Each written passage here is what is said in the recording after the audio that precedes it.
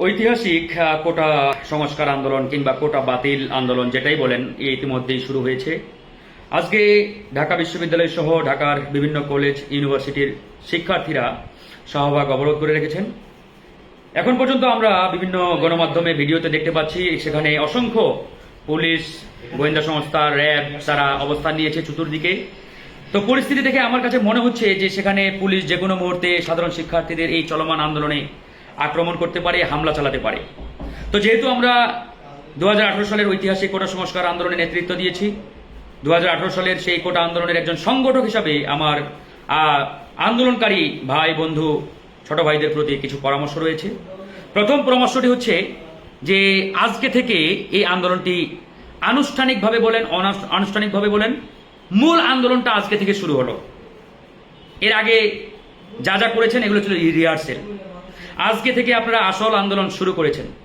এখন আপনারা যদি এই কোটা বাতিল আন্দোলনকে সফল করতে চান কিংবা আপনাদের যে দাবি এই দাবিকে সফল করতে চান, প্রথমত কিংবা প্রধানতম কাজ সেটি হচ্ছে যে কোনো মূল্যে এই আন্দোলন চলমান রাখতে হবে। দ্বিতীয় পরামর্শ, ছাত্রলীগ বাধা দেবে,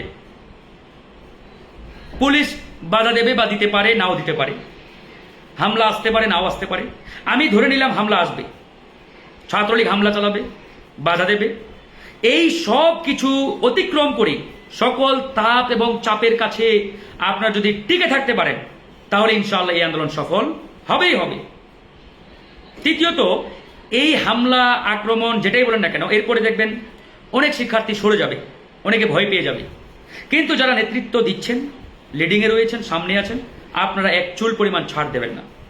আপনারা যদি টিকে থাকেন, আমি চ্যালেঞ্জ দিয়ে বলতে পারি ইনশাআল্লাহ এই আন্দোলন সফল হবে,